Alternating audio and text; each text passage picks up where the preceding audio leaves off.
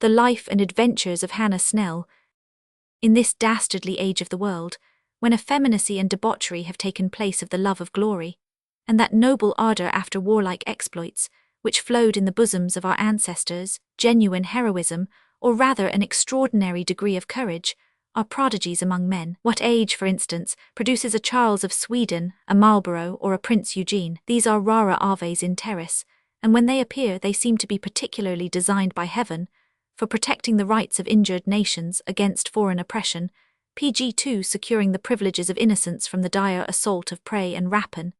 and in a word, vindicating the common prerogatives of human nature from the fatal effects of brutal rage, the love of conquest, and an insatiable lust after power. The amazing benefit arising to mankind from such illustrious and exalted characters is perhaps the principal reason why they attract the eyes and command the attention of all who hear of them, even in quarters of the world far remote from their influence and sphere of action.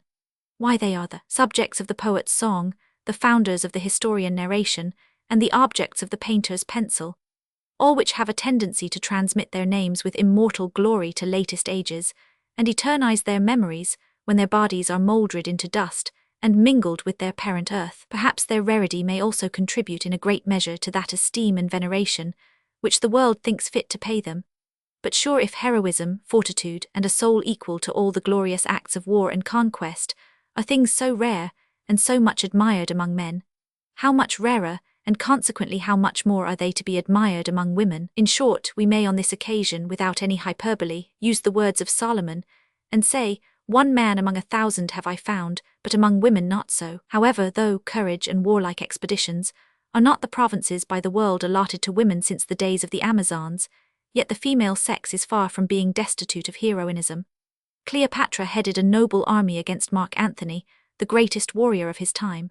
Semiramis was not inferior to her in courage. The Arcadian shepherdesses are as memorable for their contempt of danger as their darling and beloved swains. But among all our heroines, none comes more immediately under our cognizance, nor perhaps more merits our attention than the remarkable pg3 Hannah Snell, whose history is highly interesting, both on account of the variety of amazing incidents and the untainted veracity with which it is attended. Some people, guided rather by the suggestions of caprice than the dictates of reason and a sound understanding, have foolishly imagined that persons of low and undistinguished births hardly ever raised themselves to the summit of glory and renown,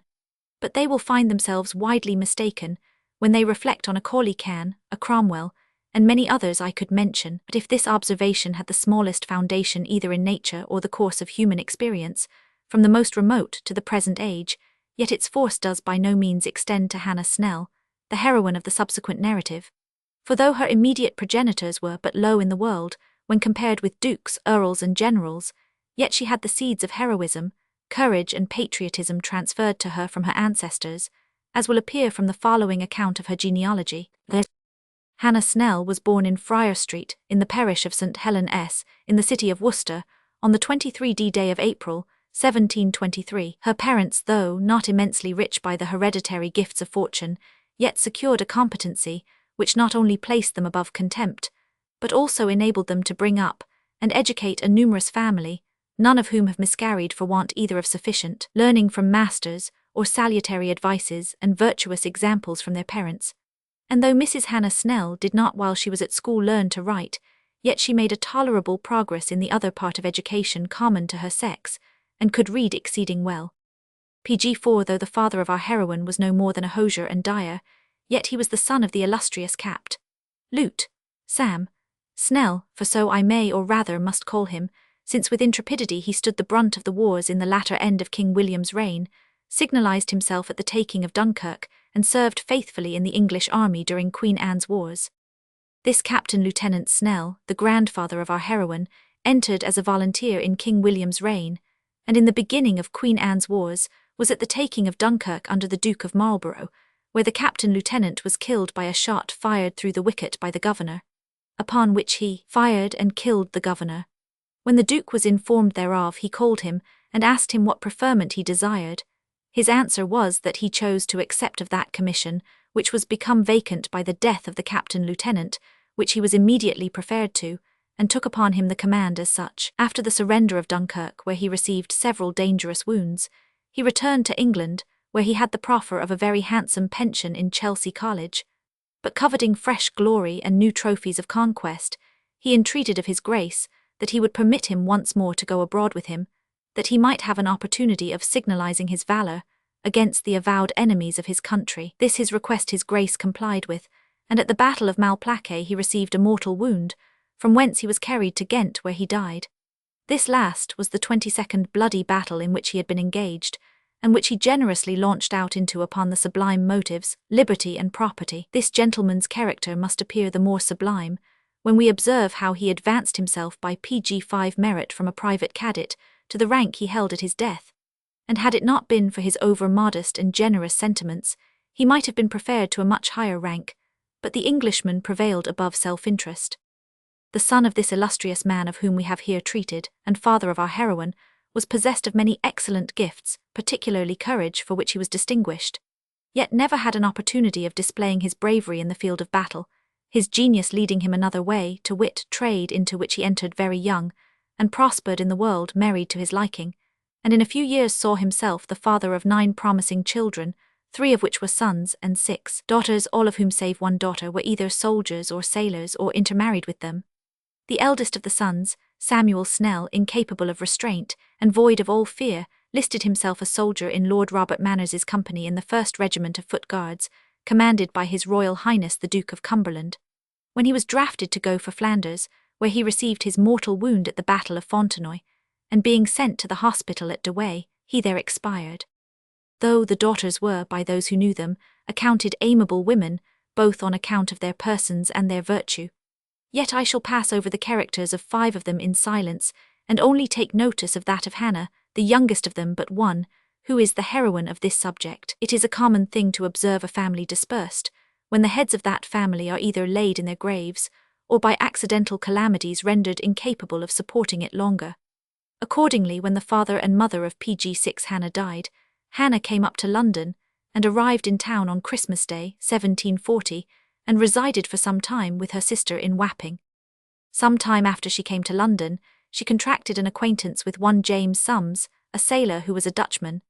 This acquaintance was gradually improved into a familiarity, and this familiarity soon created a mutual though not a criminal passion, for in a little time Sums made his addresses to her as a lover, and gained her consent, and was married to her at the Fleet, on the 6th day of January 1743. But all his promises of friendship proved instances of the highest perfidy, and he turned out the worst and most unnatural of husbands, since though she had charms enough to captivate the heart, and secure the affection of any reasonable man, yet she was despised and contemned by her husband, who not only kept criminal company with other women of the basest characters, but also made away with her things, in order to support his luxury, and the daily expenses of his whores. During this unlucky period of the husband's debauchery, she poor woman proved with child, and at the same time felt all the shocks of poverty, without exposing her necessities to her nearest friends. But at last, her pregnancy laid the foundation for her passing through all the scenes, through which she has wandered. For when she was 7 months gone with child, her perfidious husband, finding himself deeply involved in debt, made an elopement from her. Notwithstanding these her calamities, she patiently bore herself up under them, and in 2 months after her husband's departure was delivered of a daughter which lived no more than 7 months, and was decently interred at her own expense at St. George's Parish in Middlesex.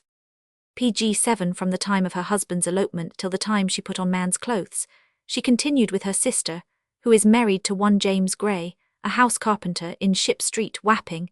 and from whence she took her departure unknown to any, and was never heard of until her return, and with whom she now dwells. As she was now free from all the ties arising from nature and consanguinity, she thought herself privileged to roam in quest of the man, who, without reason, had injured her so much, for there are no bounds to be set either to love, jealousy, or hatred in the female mind, that she might execute her designs with the better grace, and the more success. She boldly commenced a man, at least in her dress, and no doubt she had a right to do so, since she had the real soul of a man in her breast. Dismayed at no accidents, and giving a full scope to the genuine bent of her heart, she put on a suit of her brother-in-law, Mr. James Gray's clothes, assumed his name, and set out on the 23rd of November, 1745, and travelled to Coventry with a view of finding her husband, where she enlisted on the 27th of the said month of November, in General Guise's regiment, and in the company belonging to Captain Miller. With this regiment she marched from Coventry to Carlisle, where she learned her military exercise, which she now performs with as much skill and dexterity as any sergeant or corporal in His Majesty's service. But here, as fortune is often a foe to the distressed, she met with a discouraging circumstance, for her sergeant, whose name was Davis, having a criminal inclination for a young woman in that town, looked upon this our female heroine, a common soldier in the company, as a proper person for assisting him in this his vicious intrigue, therefore disclosed to her this bosom pg-8 secret, and desired her endeavours in promoting this end. However, this open discovery caused a sudden emotion in her mind. Her virtuous soul abhorred with a becoming detestation the criminal intention. Yet to prevent the ill consequences that she foresaw must ensue from a refusal of complying with his request, she promised to use her endeavours in his behalf, but instead of acting the pimp, she went and disclosed the whole matter to the young woman, and warned her against the impending danger, which act of virtue and generosity in a soldier gained her the esteem and confidence of this young woman, who took great delight in her company, and seldom a day passed but they were together, having cultivated an intimacy and friendship with each other. But Davis, going one day to make his addresses to his mistress, met with an unexpected repulse, which unusual treatment made him suspect our female soldier.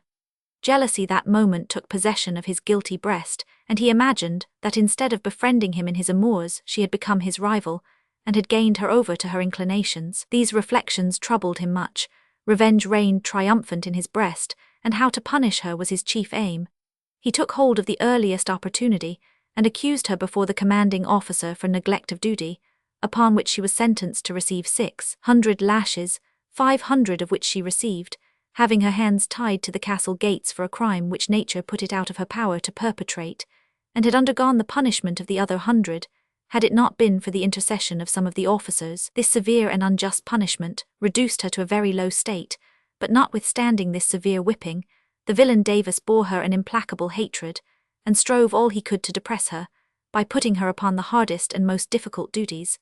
But she was most pg-9 tenderly and affectionately regarded by her female friend, who neglected nothing that might assure her. She was neither unmindful nor ungrateful for the friendship she had showed her. Soon after this, a fresh and unforeseen trouble presented itself. There happened to come a fresh recruit to the regiment, a young man whose name was George Beck, a carpenter born in Worcester City that had come to London in quest of business, and happened to lodge with her brother and sister, and whom she left at her brother's house when she went off in men's clothes, the sight of whom troubled her much, fearing she should be discovered by him. This, together with the sergeant's ill treatment, inspired her with a resolution to desert. Having carried this her intention to maturity, she communicated the same to her intimate friend the young woman, who, though loth to lose the company of such a friend and companion, yielded to her remonstrances, and provided her with money to bear her charge in her intended flight. Having gone so far with the author of this subject, I cannot refrain making a little digression, and making a few reflections upon the melancholy prospect. What an ocean of troubles was this unfortunate woman involved in. Behold her inwardly looking back on the past vicissitudes of her life, on an inhumane, ungrateful and faithless husband, who had broke through all engagements, sacred and civil, and had drove her into all the direful troubles and afflictions she was then involved in.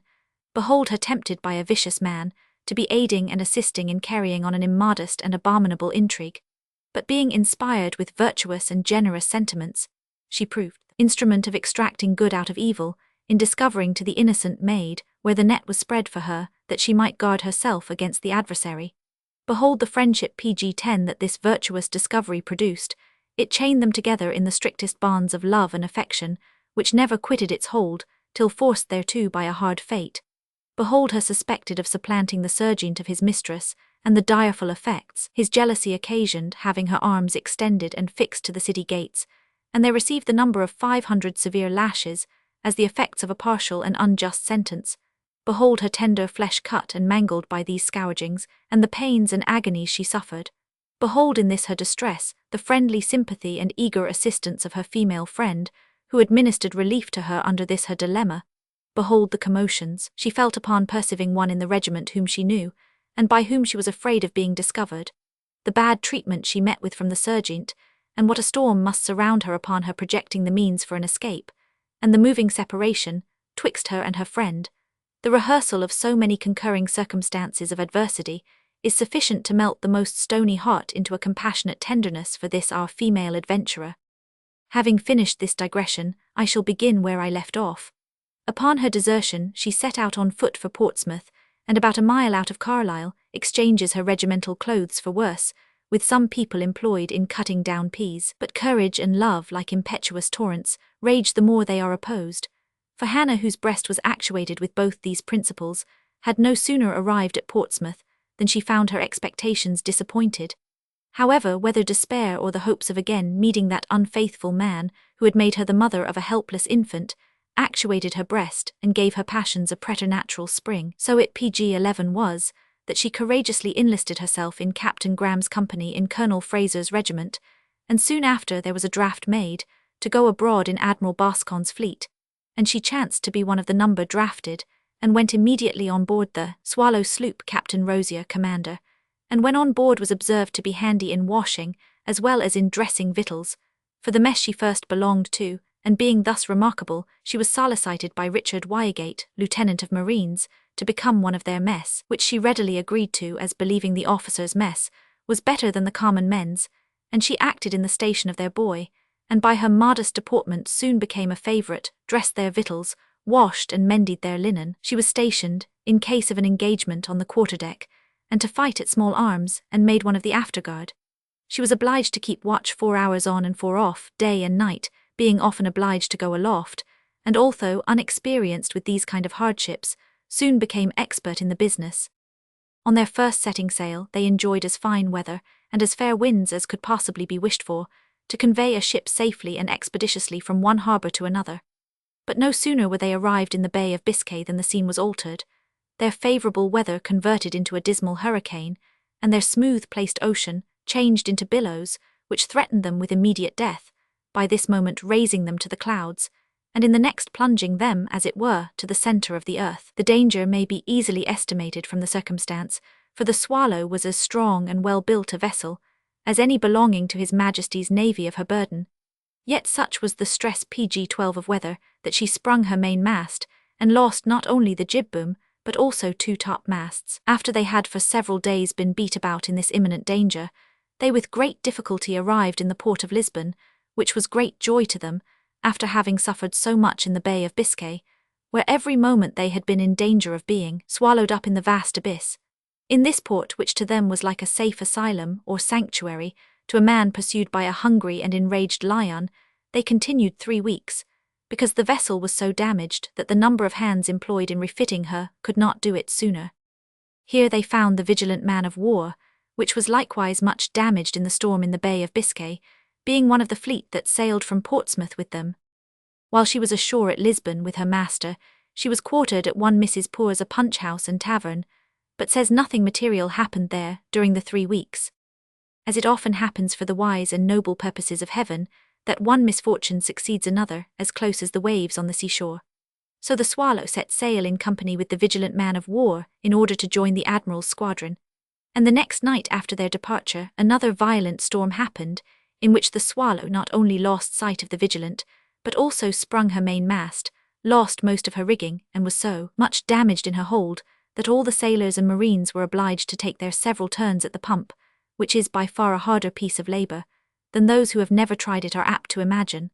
Such a series of calamities succeeding each other so fast, and so pg-13 unexpectedly, were in all appearance sufficient to daunt the strongest resolution, and cool the courage of the bravest young sailor that ever trod the deck of a ship. But some minds are cast, if I may so speak, in so happy a mould that danger and difficulties, instead of depressing, raise them above themselves, enlarge their views, and animate them to stem the tide of adversity, which they rarely fail to surmount by steadiness and perseverance. To this favourite class of mortals our heroine belonged, since on this occasion she not only willingly took her turn at the pump of a sinking vessel,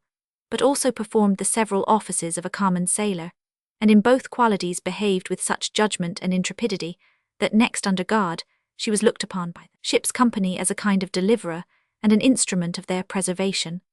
The Swallow after this disaster made the best of her way to Gibraltar, where as soon as they arrived she went on shore, and attended Lieutenant Richard Wygate, Lieutenant of the Marines, who was very ill, and lodged at Mrs. Davis' on the Hill. The ship refitted here with the utmost expedition, and sailed for the Madeira Islands, where she took in such wines and other provisions as was thought necessary for the intended voyage. As Providence is always kind to distress, she here met with the Sheerness privateer of Bristol, whose commander generously supplied her with a sufficient number of hands, and from thence they sailed to the Cape of Good Hope, and in their voyage were put upon short, and some time after upon half allowance. During their passage, their allowance was shortened, as I just before mentioned, and that which they had was salt and bad, and besides there was so great a scarcity of water on board, that they were PG-14 allowed only a pint a day for some time, all which must have been great hardships to her. When they arrived at the Cape, they there met with the Admiral in the Namur, which was great joy to them, and our heroine being disappointed hitherto of meeting her faithless husband, and now seeing the fleet all in company, was in hopes of acquiring some glory as a soldier, knowing the reason of this fleet's being fitted out was to annoy the enemies of her country, which soon happened according to her wishes, as the fleet soon sailed from this port for Mauritius, on which place they began their first attack, and though unexperienced in the use of arms except in learning her exercise, she behaved with an uncommon bravery, and exerted herself in her country's cause. This attack did not hold long. Our brave admiral, finding this impracticable, and unwilling to lose his ships and men, for whom he had great regard, left that place and sailed for Fort St. David's, where they arrived in a little time, and the marines being put on shore joined the English army and encamped, and in about 3 weeks marched and encamped before Elakepong, and laid siege to it, with an intent to storm the place. This fresh adventure inspired her with fresh hopes of showing her undaunted courage, which she did to the admiration of her officers. But on the 10th day of the siege, a shell from the English took the magazine of the enemy, and blew it up, which occasioned them to surrender at discretion. I cannot help reflecting a little upon the hardships, fatigues and dangers she encountered from the time she left Lisbon in Europe, till her arrival before Pondicherry in Asia, so many vicissitudes, as were sufficient to damp the spirits of an Alexander or a Caesar, storms, hurricanes, and PG-15 pinching want, were her concomitants. Pumping an almost wrecked vessel was her most constant, though laborious, employment. 17 weeks' short allowance from the Madeiras to the Cape of Good Hope was all she had to subsist upon. Attacks upon fortified towns, some of which were impregnable, where bombshells and cannons were incessantly displaying death wherever they fell. At other times, moving, marching, and encamping. I say such reflections and gloomy prospects prove the cause of many such hardships and difficulties even in the most robust of the masculine gender, how much more in one of the tender sex, who are afraid of shadows, and shudders at the presage of a dream. I shall now proceed to their march to Pondicherry, which is but a few leagues from the forementioned place. They encamped within about 3 miles from the town, Boscawen being then both admiral and general, and Major Mount Pleasant informed them with their intention, which was to storm the place, which attack was began by the ships firing at the fort, some of which time they lay middle deep in water in their trenches. This attack continued 11 weeks, part of which time they had no bread, most of their food being rice, and the many bombs and shells thrown among them killed and wounded many of their men. During this space of time she behaved with the greatest bravery and intrepidity, such as was consistent with the character of an English soldier, and though so deep in water fired 37 rounds of shot, and received a shot in the groin, 6 shots in one leg and 5 in the other. The siege being now broke up, by reason of the heavy rains and violent claps of thunder, it being the time of the year when the monsoons, for so they are called in that country, happens, PG-16 she was sent to an hospital at Cuddalorham, under the care of 2 able physicians, viz. Mr. Belchier and Mr. Hancock, but she, not willing to be discovered, extracted the ball out of her groin herself, and always dressed that wound, and in about 3 months was perfectly cured. But most of the fleet being sailed before her recovery, she was left behind, and sent on board the Tartar Pink, which then lay in the harbour, where she remained, doing the duty of a sailor, till the return of the fleet from Madras, when she was turned over to the Eltham, Captain Lloyd commander, and sailed for Bombay, where they arrived in about 10 days, being scarce of hands, having only 8 in a watch, of which she was one. And what made their fatigue still more, was their being obliged to keep continually at the pump, the ship having sprung a leak in her larboard bow. At Bombay they were obliged to heave the ship down in order to clean her bottom, which kept them there about 5 weeks, and then they sailed to Montserrat, to take the Royal Duke Indiaman under convoy, to bring her to Fort St. David's, where she was gone for provisions.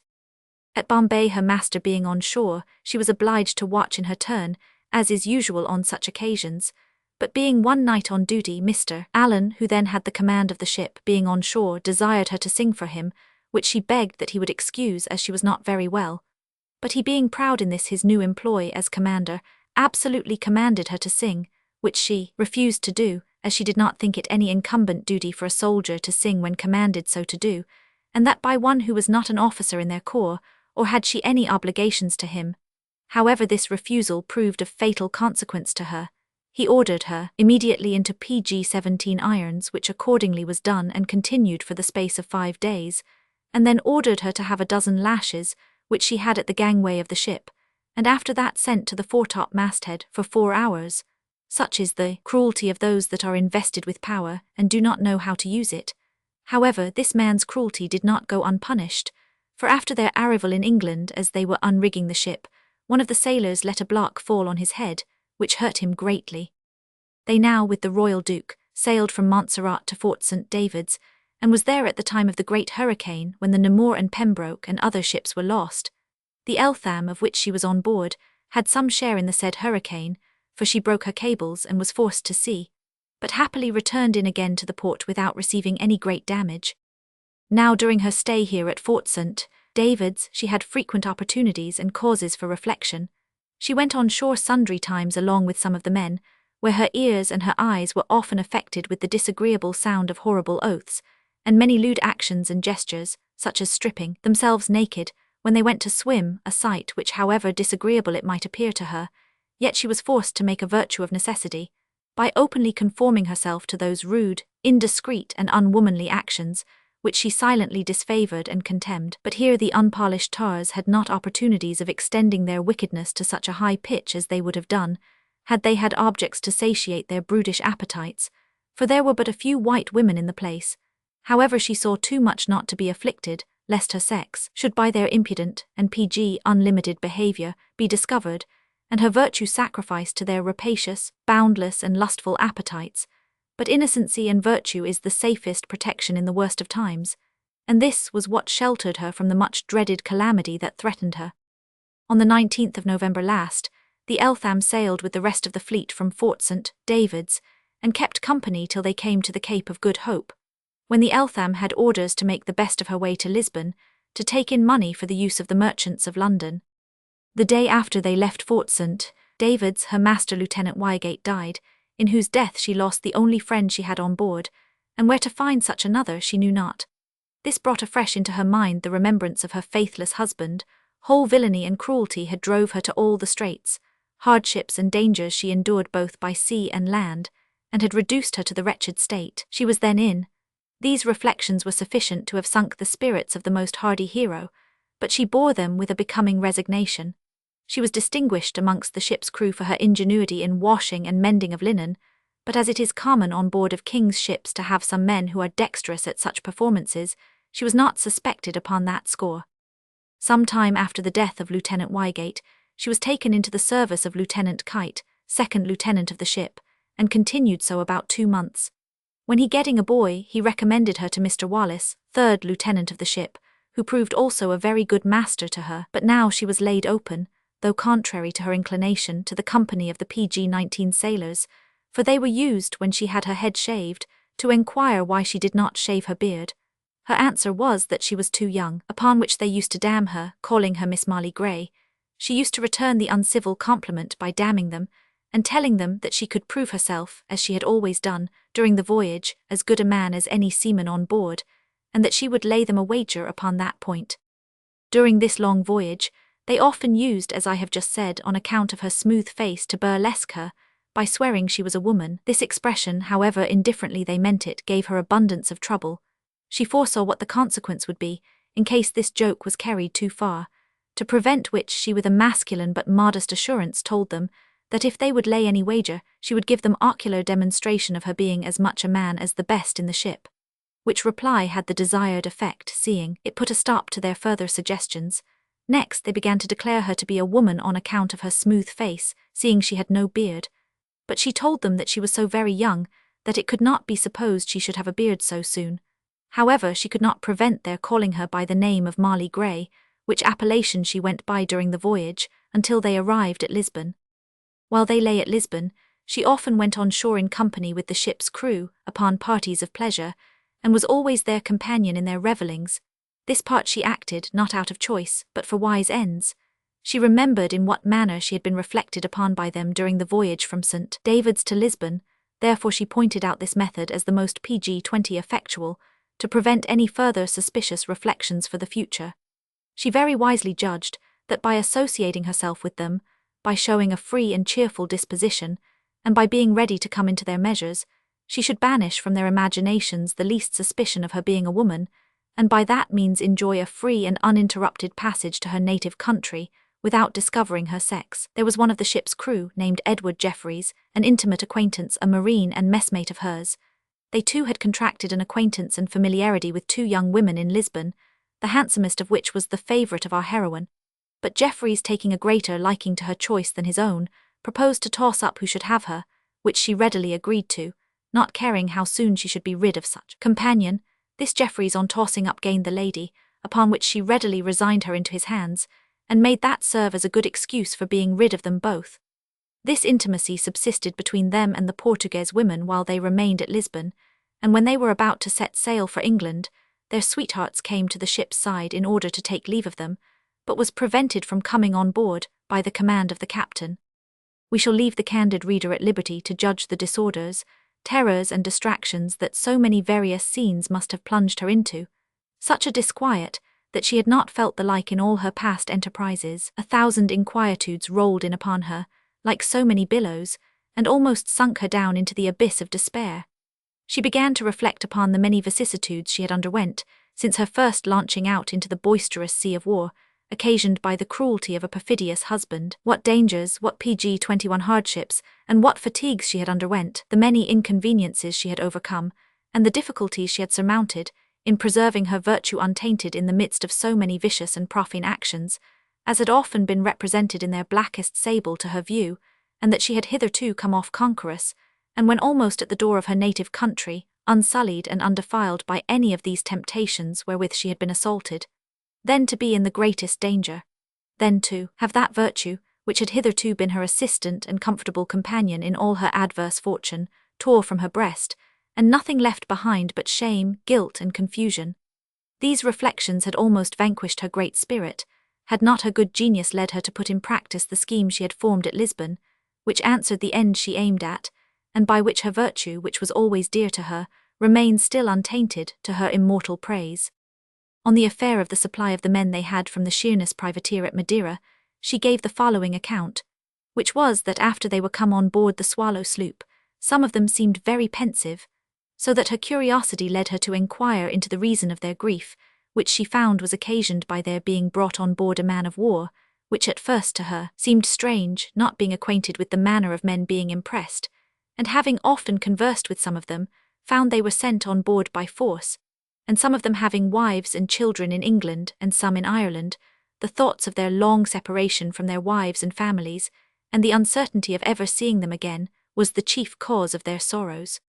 PG-22, this relation, and the anxiety some of them showed, gave her new matter of contemplation, and often, when retired in her master's cabin, reflected on her own fate, having herself been married to a most faithless man who had left her in the utmost distress. At a time she was not able to help herself, and that without any reason but what was occasioned by his own extravagances. But here she found the difference in that sex, and that greater than she ever conceived before. Here she saw men in the greatest affliction, for being forced from them they loved, offering their all for liberty to return to their native land and families, whilst her perfidious husband's chief care was to avoid her. However, it was some consolation to her, in these her distressed circumstances, to find some on board, and who she concluded must be her companions as shipmates, inspired with sentiments of honour and virtue. She also reflected on the unhappy circumstances of those poor women and children these men had left behind, and often wished she could have an opportunity of relating to them what she now saw,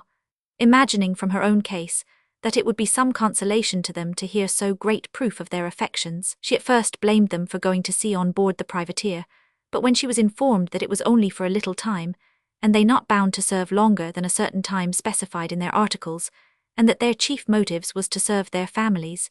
in so doing she looked on them as real objects of compassion, which occasioned her to sympathize with them, and though fortune had been so unkind to herself, she could not refrain thinking of theirs and often endeavoured to assuage their sorrows by recommending to them hopes of a happy return to England, and also procured everything which she thought necessary for them on board, which was somewhat in her power, having pg recourse to all her master's stores, especially his liquors, which was pretty plentiful at that time. I shall depart a little from the subject, and give the reader an account of that basest of men, our heroine's husband, who upon deserting his lawful wife, entered himself as a foremast man on board one of his countrymen, then lying in the river Thames. But where can the guilty criminal fly for sanctuary? His own conscience must prove his executioner, and 1,000 monitors within, who vulture-like, always gnaw the liver, not suffering the mind to enjoy the shortest interval of quiet. This admirable truth has been fully verified in him, according to the most substantial circumstances, as shall hereafter be made appear. One day at Lisbon, on her return to England, falling in company with many of her shipmates, they all went into an Irish house by the Romanado S to drink some wine, where was sitting at the same time an Englishman, a sailor, who had lately come from Genoa on board a Dutch vessel. There were some of his brother tars in company who knew him,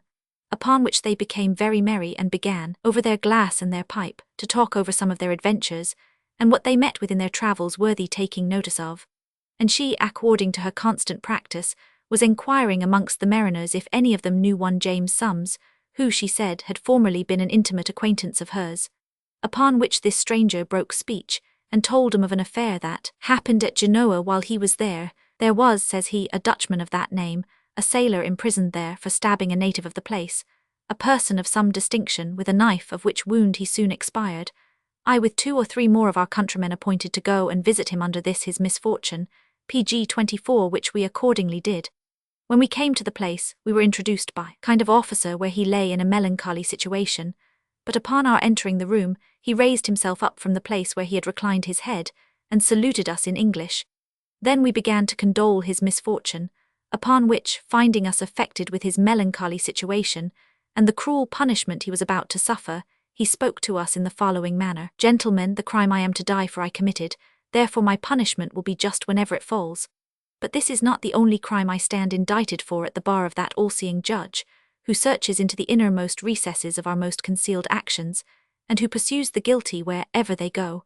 I, who am here condemned for murder, a few years ago lived in Wapping, London. My name is James Sums, a Dutchman by birth. I married a young woman there named Hannah Snell, born in Worcester, but who then lodged with a brother-in-law, a carpenter in Ship Street.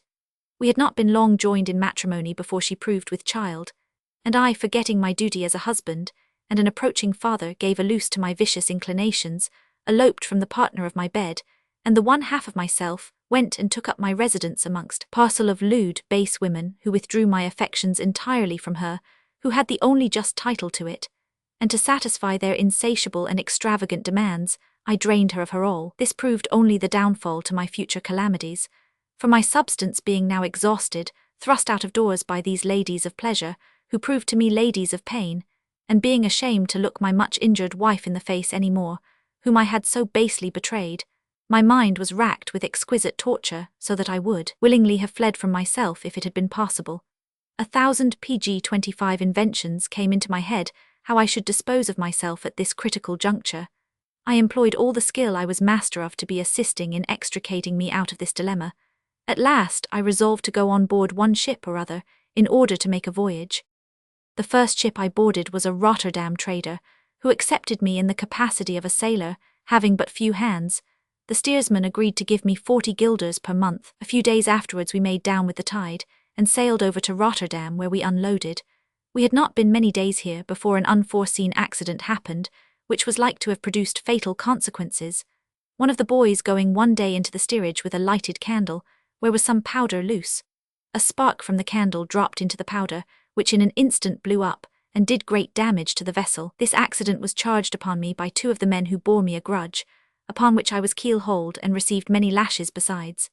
This ill usage provoked me much, so that I determined to quit my master's service, and let him know that I intended to leave him, upon which he paid me my wages and we parted. I then entered myself on board an Irish merchant, bound to Lisbon, which voyage I performed and returned to Cork, the place where the cargo was to be disposed of. Here, after I had received my wages, I was discharged, and falling into bad company, my wages were soon spent, and being without money, clothes or friends in a strange country made my case very deplorable, which brought into my mind my wicked proceedings to my dear wife, and I looked upon those afflictions I underwent as a just punishment from heaven for my wicked PG-26 actions. However, these reflections soon gave way to self-preservation. I was in great distress, and how to work my deliverance was the main subject of my thoughts. At the very same time, there was a Portuguese vessel lying in the harbour, bound to Genoa. They wanted a few hands, some of their own men having died in the voyage. I proffered my service. They accepted of me, stayed in Cork a few days afterwards, then weighed anchor and set sail for Genoa, where we arrived in safety in about 3 weeks. Here we had not continued long before I perpetrated the murder, for which I am about to suffer.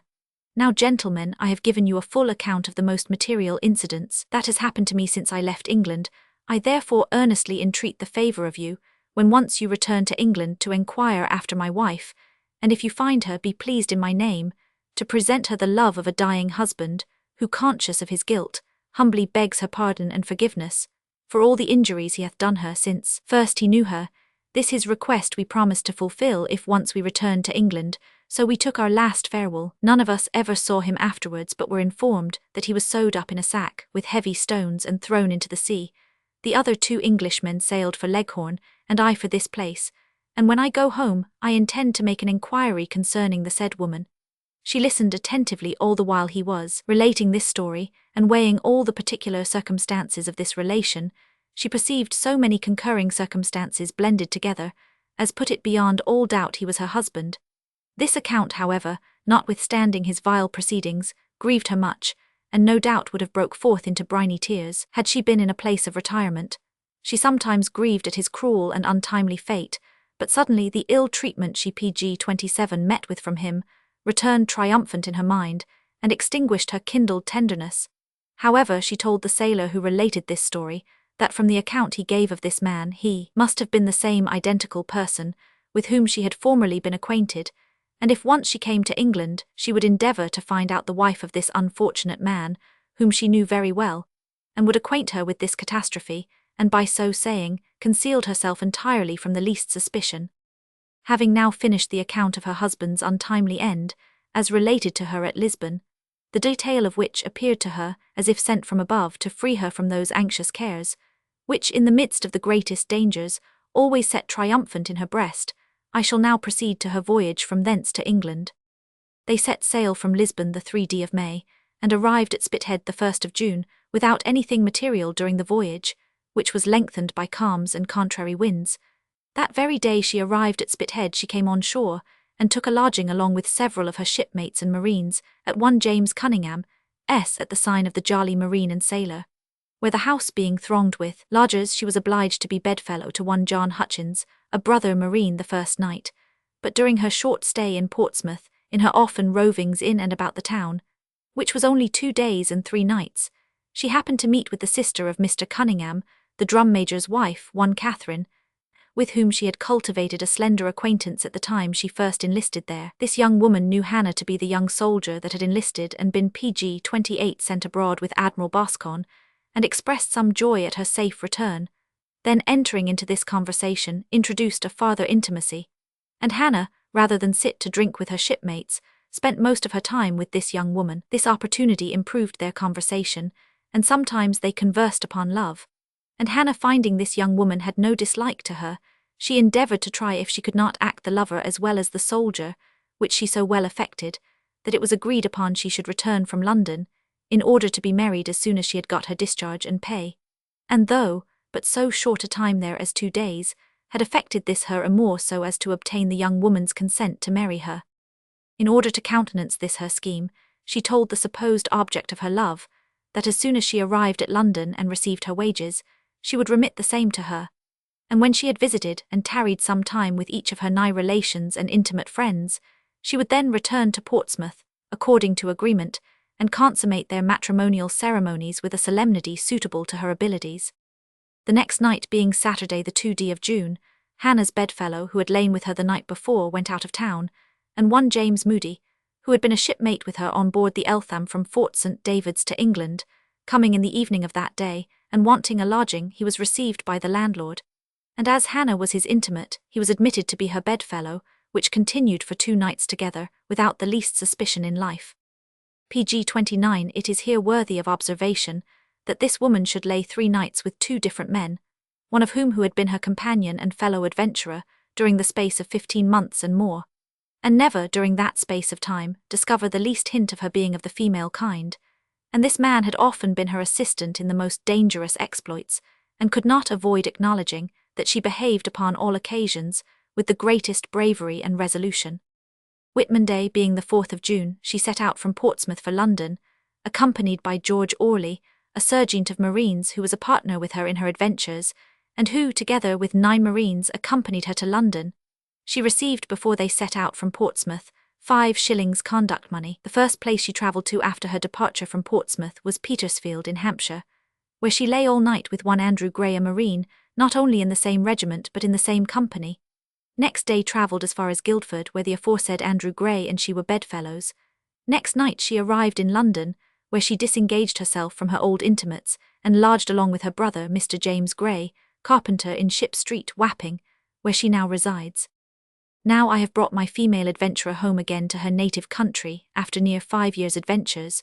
prompted thereto by the ill usage of a faithless husband, who, after first stripping her of her all, and then eloping, prompted her to the resolution of disguising herself, by putting on men's apparel, going into the country without the knowledge of her brother, sister, or any other of her friends in search of him who had pg 30 thus abused her, and entering into Colonel Guise's regiment of foot, then lying at Coventry, who from thence marched to Carlisle, where she was ill-used, the particulars of which are set forth at large in the foregoing pages. How she received 500 lashes at Carlisle, as a punishment for her virtuous conduct, her resolution to desert, and her putting this determination into execution, her changing her military clothing about a mile from town for the rustic garb of a shepherd, her arrival at Portsmouth, her entering into General Fraser's regiment of marines, her being drafted out for the East Indies, her embarking on board the Swallow sloop of war under the command of Admiral Boscawen, and the many vicissitudes she underwent during the series of her adventures until her safe, though unexpected, return to her native country, where, after her arrival, she met with sundry humorous incidents, with many other material circumstances, the particulars of which is here set down at large. But not to swell this treatise with anything fictitious or doubtful, I have asserted nothing but plain matter of fact is here set down. I would have my candid readers survey in imagination the many various scenes that here display themselves with a most surprising lustre. Here is a woman, and an English woman, who, notwithstanding the many dangers and vicissitudes she underwent for near the space of 5 years, during her travels, was never found out to be of the feminine gender. It is true, many threatened discoveries were attempted by her shipmates and fellow adventurers, which derived its influence from her not having a beard. But her ready turns of mind undeceived all those who showed themselves over-busy in prying into this secret. This her conduct very surprisingly preserved her virtue from becoming a sacrifice to the impetuosity of the carnal desires of both her pg 31 superiors and inferiors. For can it be imagined that in the midst of so many dangers, where there was no back door to creep out at, if her sex had been discovered, but she must have fallen a victim to the loose, disorderly, and vicious appetites of many on board, especially those whom she was more immediately concerned with, to wit, her officers. These reflections must possess the reader with generous sentiments of this our heroine, who by her subtlety and ready inventions destroyed in the embryo everything advanced by her fellow shipmates that she imagined might be a means of exposing her virtue. Such an adventure as this is not to be met with in the records of either antient or modern observations, therefore, for the sake of the British nation, ought to be recorded in golden characters on a statue of marble for succeeding ages, to peruse with admiration, that an English woman should, Amazon-like, not only enter herself upon the list in behalf of her country at home, but boldly and resolutely launch out into the most remote corners of the earth, upon enterprising and dangerous adventures, the like never attempted before by any of her sex, even daring fate, as it were, to execute her most rigorous inflictions upon her. The many strugglings and conflicts she encountered during the course of her travels, not being used to the watery element, and the many revolutions that often happen upon the surface of the deep. The many duties she was obliged to execute, in the midst of hundreds of the most unpolite part of mankind, such as tars. The many fears and suspicions she harboured lest her sex should be discovered, to avoid which, she proved her own physician, extracting the ball out of her wound, to prevent that discovery which must unavoidably have happened, had she permitted the surgeons to have performed their regular operations. These, with many more, seemingly PG-32 insurmountable difficulties, did this our British heroine undergo, and overcome by her safe arrival in her native country, as before mentioned. When she arrived in London, she went to her brother-in-law's house in Ship Street, Wapping, where he lived at the time when she went abroad. She no sooner entered the house than her sister, notwithstanding her disguise, knew her, but her brother-in-law, Mr. Gray, being in bed, she went to his bedside, being desirous to see him where he lay in a slumber, and embraced him, upon which he awoke, and seeing a person in a soldier's dress, coming to his bedside in such a manner and embracing him,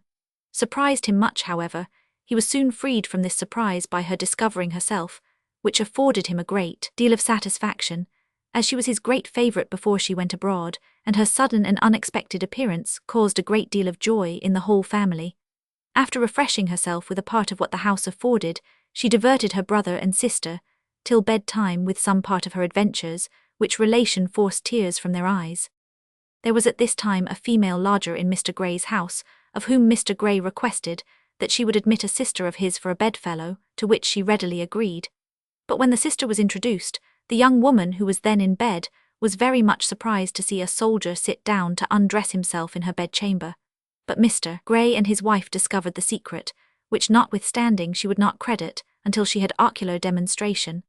This was the first, next to her brother and sister, that she discovered herself to, and ever since they have been bedfellows, which made the neighbours PG-33 report, imagining her to be a man, that the young woman was married to a soldier, and this great untruth was reported for fact throughout the whole neighbourhood. Some time after this, she, in company with her sister and supposed wife, went to Westminster in order to see her friends, who were very much dissatisfied at her carrying a strange woman in company with her supposed brother, who perhaps, upon receiving his money, might decoy him into some place of bad fame, where he might chance to lose it all in an instant. This, together with some former passages, constrains me to observe how much the public, both at home and abroad, have been deceived in this woman, she being so long in the army and navy, where there were many penetrating clear-sighted gentlemen, and ashore in foreign countries amongst men, women and children, and notwithstanding all these public characters her sex not discovered. This must cause admiration in every reader, but she counterfeited the man so dexterously, and does to this very day, that the most excellent judge of features, symmetry or gesture, cannot discover the deceit. But that I may not suffer any of my inquisitive readers to remain in suspense concerning some particular adventures that befell her, the bare relation of which may not be altogether so satisfactory, I shall explain those which appear most paradoxical, in order not only to satisfy every reader, but also to prevent any future reflections that might occasionally arise from such a neglect. When she first entered into the service at Coventry, she marched to Carlisle, where she was whipped for neglect of duty, being unjustly accused by Sergeant Davis, as is fully mentioned in PG-30 for the preceding pages. The method she used to prevent the discovery of her sex was this, according to her own declaration.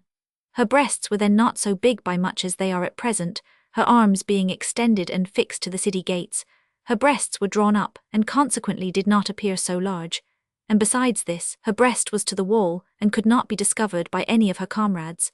And when she was whipped on board, her hands being lashed to the gangway, she stood upright, and tied a handkerchief round her neck, to prevent, as it were, any lashes that she might accidentally receive there, to conceal her breasts, which were covered by the ends of the handkerchief falling over them, and thereby prevented a discovery which must unavoidably have happened, had not she thus acted, and what the consequences of such an unravelled secret would have produced, she was at a loss to imagine, the thoughts of which perplexed her incessantly. However, she escaped being discovered at this juncture also, as well as at many more, when she imagined herself in the most imminent dangers. But all those adverse turns gave an edge to her inventions, and by that means extricated her out of the many difficulties she was involved in. This the reader may plainly perceive throughout the whole narration, and I am convinced that no age or country ever produced a more distinguished instance of virtue, conduct, and resolution than is to be met with in this our heroine's adventures, which is worthy to be transmitted to latest posterity, to inform succeeding ages that such an instance of heroism was not to be found in the British annals, that the like could not be met with in the observations of any nation in the world, that a woman whose mould is tender, delicate, and unable to endure fatigues, and who is terrified at the name of dangers, should undergo PG-35 so many scenes without relinquishing her resolution of keeping her sex a secret. I had forgot to mention a circumstance worthy of notice, in its proper place, which happened at Lisbon, concerning the two sweethearts she and Edward Jeffreys had there, as is before mentioned, which was that when she and Jeffreys were on board before they set sail from Lisbon to England, these two young women of whom mention is made came along the ship's side in a boat and called for James Gray, and she being informed thereof went into the boat where they were, but after a little conversation she found them inclined to come on board, and remain there while they lay in the river. She promised to ask leave of the captain for their reception, but a fresh and seasonable thought came into her head, which was that if they came on board and continued any time, they might sooner discover her than any of the men. Therefore, to prevent the worst, instead of pleading for their admittance, she requested of the captain that they should not be suffered to come on board. This request was not only intended for her own preservation, but likewise to preserve the women from being debauched by the sailors, which they could not have avoided, had they came on board, by which means both she and they escaped the threatened danger. I know the reader will be desirous to know how the ball was extracted out of her groin, and will imagine that it was next to an impossibility it could be performed without a discovery. Now, to rectify the scruples of such, I shall relate this account as attested by herself, which she said was, that after she received the 12 wounds as before mentioned, she remained all that day, and the following night in the camp before she was carried to the hospital, and after she was brought there and PG-36 laid in a kit, she continued till next day in the greatest agony and pain, the ball still remaining in the flesh of that wound in her groin, and how to extract it she knew not, for she had not discovered to the surgeons that she had any other wound than those in her legs. This wound being so extreme painful, it almost drove her to the precipice of despair. She often thought of discovering herself, that by that means she might be freed from the unspeakable pain she endured by having the ball taken out by one of the surgeons. But that resolution was soon banished, and she resolved to run all risques, even at the hazard of her life, rather than that her sex should be known. Confirmed in this resolution, she communicated her design to a black woman who attended upon her, and could get at the surgeon's medicines and desired her assistance, and her pain being so very great that she was unable to endure it much longer, she intended to try an experiment upon herself, which was, to endeavour to extract the ball out of that wound. But notwithstanding she discovered her pain and resolution to this black, yet she did not let her know that she was a woman. The black readily came and afforded her all the assistance she could, by bringing her lint and salve to dress the wound with, which she had recourse to, it being left in the wards where the patients lay, for which act of friendship she made her a present of a rupee at her departure, which is 3s. 4d. of the currency of that country, but here in England it goes for no more than 2s. 6d. Now the manner in which she extracted the ball was full hardy and desperate. She probed the wound with her finger till she came where the ball lay, and then upon feeling it, thrust in both her finger and thumb and pulled it out. This was a very rough way of proceeding with one's own flesh, but of two evils, as she thought, this was the least, so rather choosing to have her flesh PG-37 tore and mangled than her sex discovered.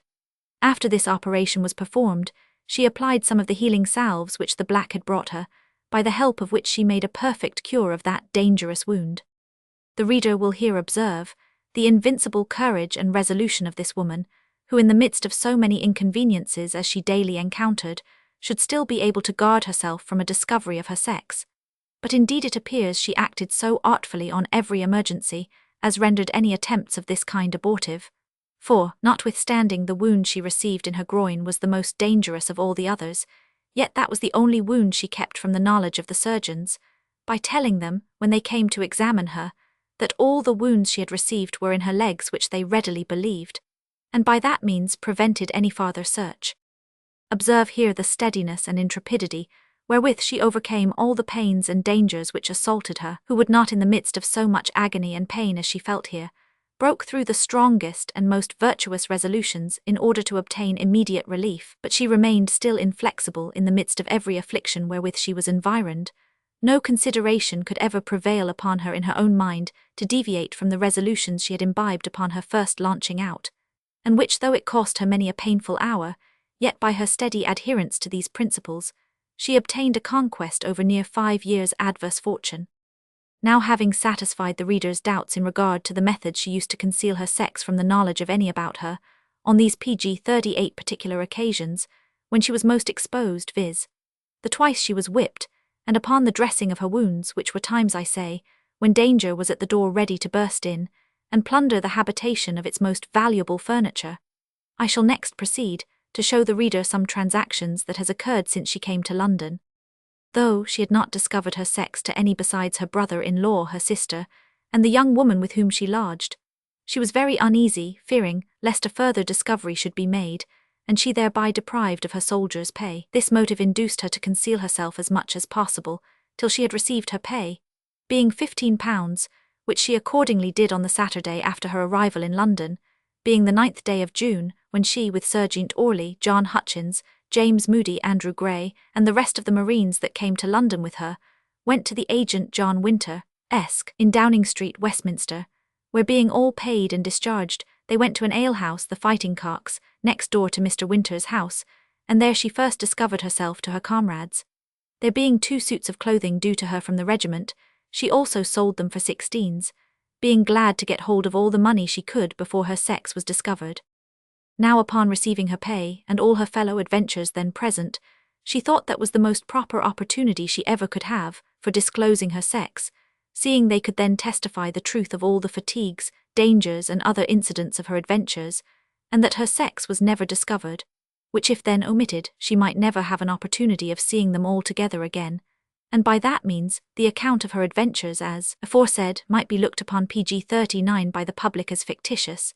These considerations prevailed upon her to embrace the then seasonable occasion for discovering herself before they took a final leave. She therefore proposed to them to make merry before they parted, which was agreed to by one and all of them, as they expected never to meet altogether any more. And then she discovered herself to the whole company, which caused a universal surprise amongst them all. But after they had recovered themselves from this sudden emotion, which the aforesaid surprising information had thrown them into, they could hardly be prevailed upon to believe the truth of what she advanced, until her brother and sister undeceived them, by informing them of the whole transaction, upon which they all with one voice sounded forth her praise, by applauding her courage as a soldier, her dexterity as a sailor, her humane deportment and sincerity as a friend, having performed many good offices towards them in times of their sickness, and upon every other opportunity. They expatiated much upon the evenness of her temper, the regularity of her conduct, and the many dangers and hardships she underwent, without ever showing the least sign of discontent with her situation. These encomiums once over, the forementioned Moody, who had been her bedfellow 2 nights, and was present at this discovery, became of a sudden so much enamoured with her, that he proposed to marry her, which she refused upon reflecting what a bad husband she formerly had, and who had been the instrument of all her misfortunes. Therefore for his sake she resolved, in the mind she was then in, never to engage with any man living. PG-40 now upon the discovery of her sex, her relations and some of her intimate friends advised her to apply by a petition to His Royal Highness the Duke of Cumberland, not doubting but that His Highness would make some proper provision for her, as she had received so many wounds, upon which a petition was drawn up, setting forth her adventures, and the hardships she underwent, together with the many wounds she received, which she was the bearer of herself, and coming where His Royal Highness then was in his landau, accompanied by Colonel Napier, she delivered her petition to His Royal Highness, and upon his perusing it, gave it to the Colonel, desiring him to enquire into the merits, so that it is not doubted but His Royal Highness will make her some handsome allowance, exclusive of Chelsea College, to which she is entitled. Now, notwithstanding this, our heroine has at sundry times appeared upon a public stage since her return to England, and diverted the auditors with a song or two, in order to procure a little money, wherewith to support her present necessary expenses. Yet the public, we hope, will encourage her, if she should have a benefit play performed on her own account, as an encouragement for the many singular adventures and signal deliverances from the many perils and dangers that environed her, and all in the behalf of her country. Her merit, I think, is such as is sufficient to set her upon a level with the most celebrated ladies of antient times. She is not to be put in the lists with the fictitious and fabulous stories of a Pamela and 100. No, her virtues have displayed their lustre in the remotest corner of the world, the once famed Asia. It was here she performed such noble deeds, as will cause her name and fame to be revered to latest posterity. Here is the real Pamela to be found, who in the midst of thousands, PG-40, one of the martial gentry, preserved her chastity by the most virtuous stratagems that could be devised. Next behold her upon the ocean, surrounded with storms, tempests, and hurricanes, every moment expecting the watery element should prove her tomb. And as an addition to her wretched situation, she was intermixed with the hardy resolute tars, who soon would have battered down the fort of her virtue, had they discovered that James Gray was Mrs. Hannah Snell. See her making for fair Asia's ancient shore, with all the speed that canvas wings could carry her, and going aloft and discharging the duty of a skilful mariner, afterwards upon the poop and quarter-deck exercising her small arms as an able and experienced soldier, then when the enemy were attacked, firing her pontoons, brandishing her sword, receiving dangerous wounds and spilling her precious blood. If these, together with many more circumstances, are not virtues infinitely surpassing the adventures and virtues of our romantic Pamela, I own I am mistaken, and shall leave them to the judgment of the impartial reader. This is a real Pamela, the other a counterfeit. This Pamela is real flesh and blood, the other is no more than a shadow. Therefore let this our heroine, who is the subject of this history, be both admired and encouraged. I shall conclude this subject with observing that notwithstanding the many reflections thrown upon the fair sex on account of their weakness in point of secret, the conduct of our heroine in this particular is a plain and demonstrative proof of this truth, that a woman is not only capable of confining a secret in her bosom, but actually do so upon sundry emergencies, seeing she concealed her sex in the midst of the greatest dangers and hardships. No difficulties, no pains, no terrors, nor prospect of future calamities could prevail upon PG-40 to her to discover a secret, which if once divulged might have proved more fatal to her repose than all the difficulties she had undergone during the past course of her adventures. The adventures of this female soldier, as the like is not to be paralleled in history, should never be forgot by our British ladies, but whenever satirized by any of the masculine gentry, they should always have this repartee ready: remember Hannah Snell. I shall now conclude with informing the public that she still continues to wear her regimentals, but how she intends to dispose of herself, or when, if ever, to change her dress, is more than what she at present seems certain of. Finis.